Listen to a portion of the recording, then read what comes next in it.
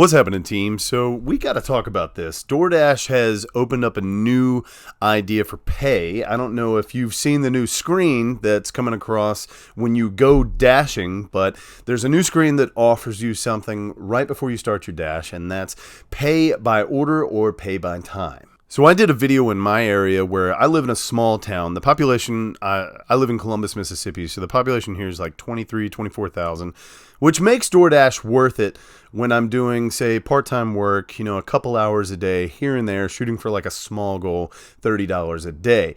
But to make it available where I could do pay by time might seem worth it. Now, I don't care which way you decide to go, whether you do pay by order or pay by time, because depending on your market, one might be more worth it than the other. But let's get a little more detail into this pay by time, because DoorDash just did something to the pay there to make it seem more worthwhile for you. But is it really? So the pay by time feature might seem worth it in some cases, and in my market it actually started at, I want to say it started at either the high $9 or the low 10.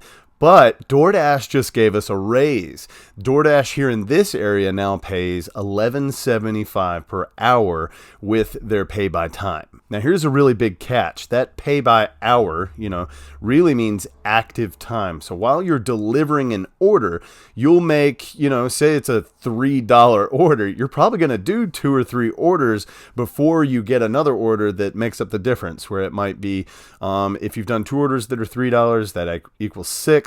The next $3 order might get a $2 bump to get to 11. So here's the real statistic there. I found that in my area, in a small market, when you do pay by time, you are going to be the dasher that takes all of those $2, $3 no tip orders, and they're going to stack those on you, right? So you're going to get order after order, and then you might get an order later that will add up to that $11.75. But what I don't want you to think is that you're going to do pay by time and those orders are just going to keep coming in and coming in. That is not the case. In fact, what happened when I did my time here in Columbus, I did pay by time and I did get a $3. I got another $3 and then I got a 5 order. That was exactly what happened to me. But guess what? There were like hour-and-a-half increments where I didn't get a single order. Pay by time does not mean that you get prioritized for more orders. To be honest, it kind of means that you're the sucker that's going to be taking those no tips for the rest of the day. In the meantime, I ended up driving like double the miles that I usually drive, and I only made like $70 that day.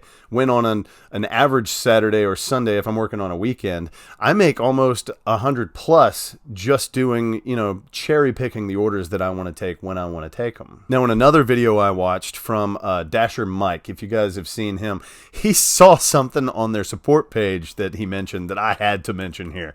If you do pay by time, you will get tips, you'll get a base pay, but you will not get any of the added on pay that DoorDash add. That means that peak pay may not be available to you. So while you're doing this pay by time, active time, you won't be getting peak pay if that's offered in your area. So it does beg the question, is pay by time worth it at all for anyone?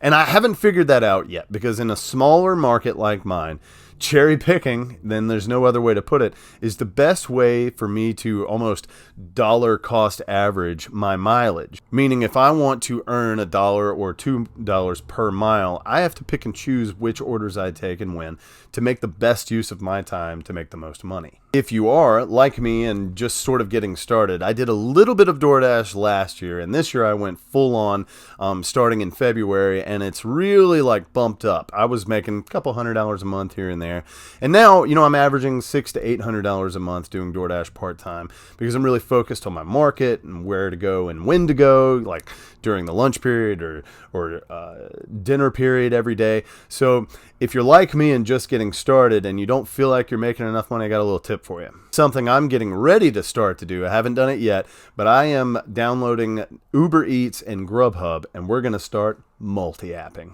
So in the future, I think pay more attention to these videos, because I'm going to test that out here. I don't know what other apps really work in my market. I have seen Uber Eats around here. DoorDash has the most market in my small town. So if I add an app, will that affect my hourly? I don't know, but I think using multiple apps, I'll get multiple opportunities to take better orders, not just using DoorDash and having to wait while I'm waiting on DoorDash. Maybe I get one on Uber Eats, but that's going to be a great test this year. And I look forward to having more opportunity to grow my income part-time in the gig economy.